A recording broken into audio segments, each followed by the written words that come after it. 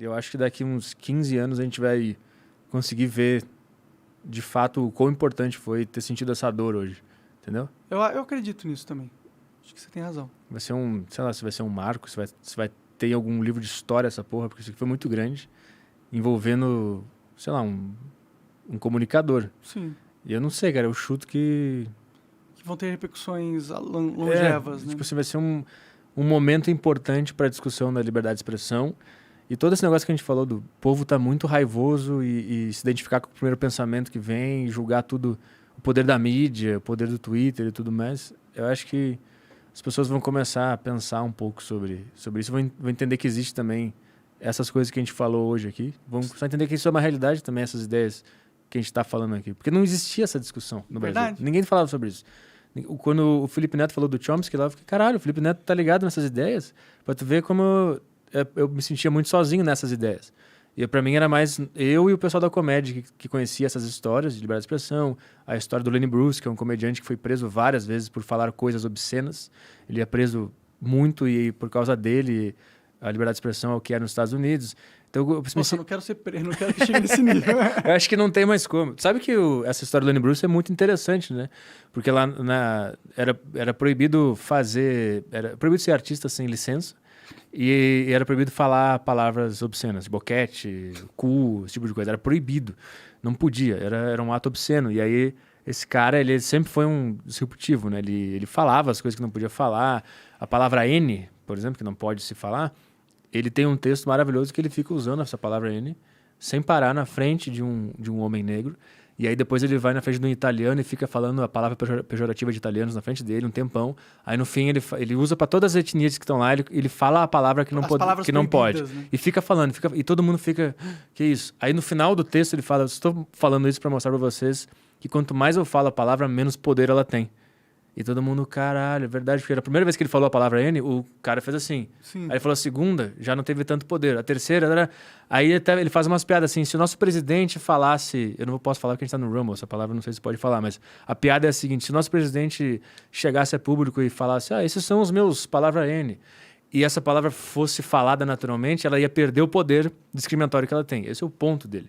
E por causa disso ele se fudia, porque ele estava usando a palavra que não podia. O Joe Rogan se fudeu por causa disso, né?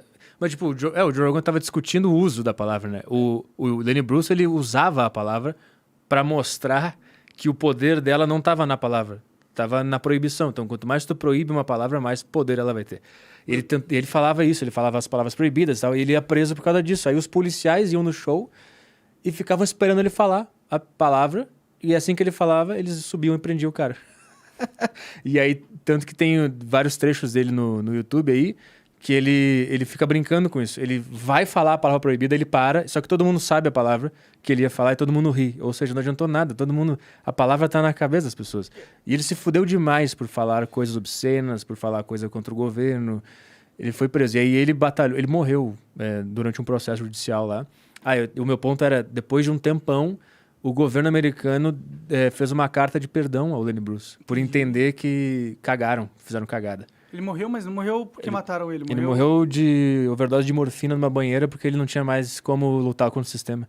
Ele foi processado muito, assim. Ele foi proibido de se apresentar em clubes de comédia nos Estados Unidos inteiro. Só sobrou um em São Francisco que ele podia fazer ainda. E aí o governo em cima processando por uso de palavras proibidas.